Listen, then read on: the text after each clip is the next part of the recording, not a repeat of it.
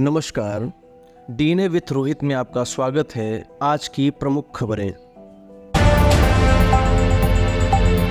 कनाडाई नागरिकों को वीजा देने पर रोक। भारत की नवनिर्मित संसद के दोनों सदनों द्वारा महिला आरक्षण बिल को दे दी गई है मंजूरी। ग्रेटर नोएडा में 5 दिवसीय यूपी इंटरनेशनल ट्रेड शो का राष्ट्रपति द्रौपदी मुर्मू ने किया उद्घाटन।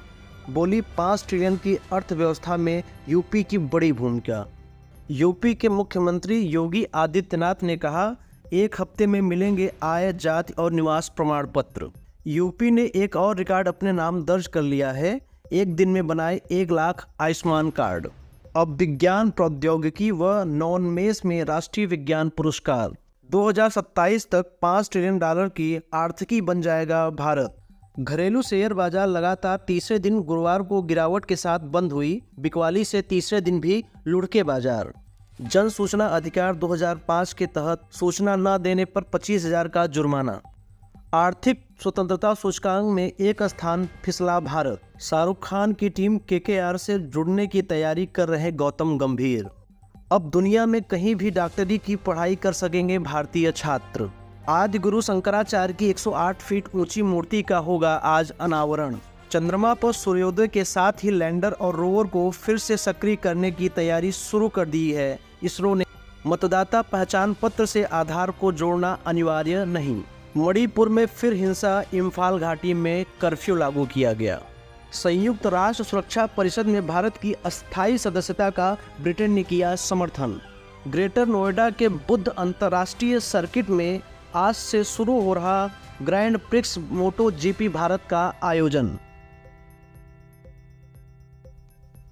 आधी आबादी का पूरा होगा सपना। लोकसभा और विधानसभाओं में महिलाओं के लिए 33% आरक्षण का प्राविधान करने वाली नारी शक्ति वंदन विधेयक पर संसद की मोहर लग गई। बुधवार को लोकसभा के बाद गुरुवार को यह राज्यसभा से भी पास हो गया। राज्यसभा में उपस्थित सभी 214 सदस्यों ने विधेयक के पक्ष में मतदान किया। विरोध में कोई मतदान नहीं पड़ा। संसद के नए भवन के पास होने वाला यह पहला ऐतिहासिक विधेयक है। मतदान से पहले प्रधानमंत्री नरेंद्र मोदी ने अपने संबोधन में विधेयक का समर्थन करने के लिए सभी का आभार व्यक्त किया। खास बात यह रही कि गृह मंत्री अमित शाह पूरी चर्चा के दौरान उच्च सदन में भी मौजूद रहे। वित्त मंत्री निर्मला सीतारमण ने संकेत दिया है कि यह 2029 के पहले कभी भी लागू हो सकता है। इसके लिए सिर्फ जनगणना के आंकड़ों और परिसीमन का इंतजार करना होगा। वित्त मंत्री ने यह भी साफ किया कि 2002 में संविधान के अनुच्छेद 82 में संशोधन द्वारा 2026 तक लोकसभा सीटों के परिसीमन पर लगी रोक महिला आरक्षण के रास्ते में बाधा नहीं बनेगी। सीतारमण ने यह भी कहा कि 2024-25 में जनगणना की प्रक्रिया पूरी होने और 2026-27 तक इसके आंकड़े आने की उम्मीद है। इसके बाद गठित परिसीमन आयोग नई जनसंख्या के आधार पर सीटों के निर्धारण के साथ ही महिलाओं के लिए आरक्षित सीटें भी तय करेगा। आदि गुरु शंकराचार्य की 108 फीट ऊंची मूर्ति का अनावरण संघ सनातन का जय घोष। भारत भूमि पर गुरुवार को मानो 2 सूर्य उदित हुए, एक आकाश में और दूसरा सनातन का नव सूर्य मध्य प्रदेश स्थित ज्योतिर्लिंग नगरी ओमकारेश्वर में। यहाँ मां नर्मदा के किनारे स्थित माधानता पर्वत पर आदि गुरु शंकराचार्य की 108 फीट ऊंची नव्य भव्य मूर्ति का अनावरण किया गया।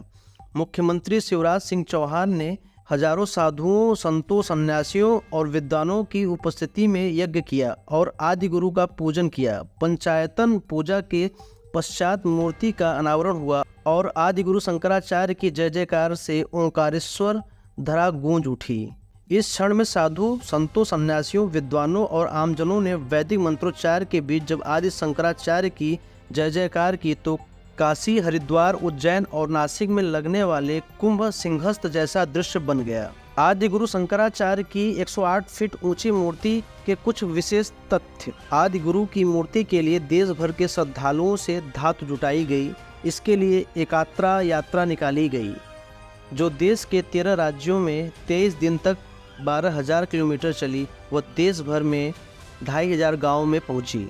निर्माण करने वाली कंपनी L&T का अनुमान है कि मूर्ति की उम्र 500 वर्षों से अधिक है। 101 फीट लंबा धर्मदंड है मूर्ति के हाथों में। 108 फीट लंबा धर्मदंड है मूर्ति के हाथों में। 11 वर्ष की उम्र में जिज्ञासु बालक स्वरूप है आदिगुरु की मूर्ति। 25,000 पंचायतों से एकत्र की गई है मूर्ति निर्माण के लिए धातु।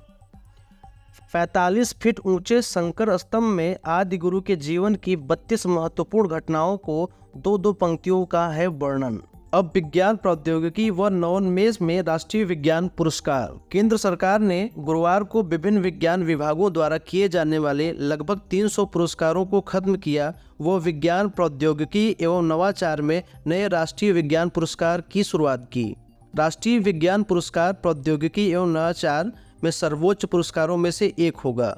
यह 4 श्रेणियों में मिलेगा: विज्ञान रत्न, विज्ञान श्री, विज्ञान युवा शांति स्वरूप भटनागर और विज्ञान टीम में दिया जाएगा।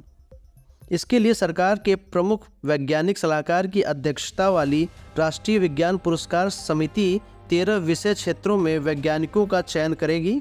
इस चयन में विज्ञान विभाग के सचिव, विज्ञान एवं अभियांत्रिकी अकादमी के सदस्य और विभिन्न क्षेत्रों के प्रतिष्ठित विज्ञानी और प्रौद्योगिकीविद शामिल होंगे। भारतीय समुदायों या समाज को अपने असाधारण योगदान से लाभ पहुंचाने वाले विदेश में रह रहे भारतीय मूल के लोगों को भी यह पुरस्कार प्रदान किया जाएगा।